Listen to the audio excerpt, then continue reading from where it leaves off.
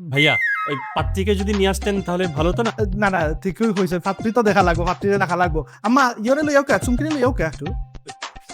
এই যে পাত্রী আইসা পড়ছে, আমার সুন্দরী শালিকা।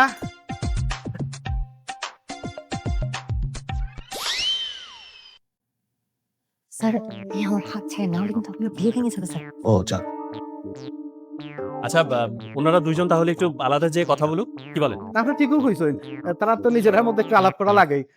ঠিক আছে, ওকে আমার স্যার স্যার তুমি যাও, আমরা তো আছি, কোনো সমস্যা নেই।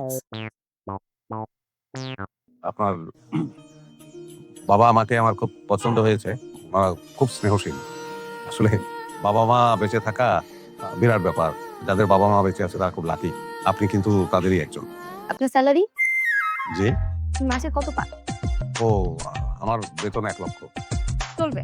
দেখেন আমার কিছু কন্ডিশন আছে। নাম্বার 1, আমার ব্যক্তিগত কোনো বিষয়ে নাক গলানো যাবে না। নাম্বার 2, কারণে অকারণে রোমান্টিক হওয়া যাবে না। নাম্বার 3, আপনি আমি ছাড়া বাসায় কোনো গেস্ট এলাও না। আর আমি রাজ্যে অনেক ফ্রেন্ড সার্কেলদের সাথে কথা বলি, সেই বিষয়ে তো কথা বলা যাবেই না।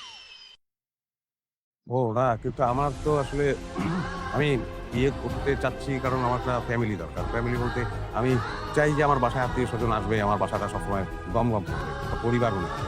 ইম্পসিবল। আর তাছাড়া আপনি শাহরুখ খানও না যে আপনার সব কন্ডিশন আমাকে মেনে নিতে হবে। না আমি ওই আপনি বুঝতে পারছেন না, আমি আসলে একা একা থাকার খুব কষ্ট। আমার মা বাবা নাই। তো আপনি আসলে একটা পরিবার নিয়ে আছেন, তো এই সমস্যাটা আপনি বুঝবেন না। দেখেন আমার আপনার মতো এরকম সুখী পরিবার পরিকল্পনা পছন্দ না। এটা মা তো হয়েছে না দুজনের, তো বিয়ার দিন ঠিক করে ফেলাই।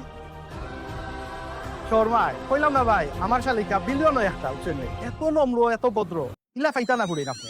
যে আপনার একটা কথা তো আমার ঠিকই মনে হচ্ছে যে উনি বিলিয়নে একজন। कैसे कैसे लोग रहते हैं यार यहाँ पर। सर तुमको पागल कुत्ते का गाड़ी उठा के ले जाएगा बता रहे हैं हम।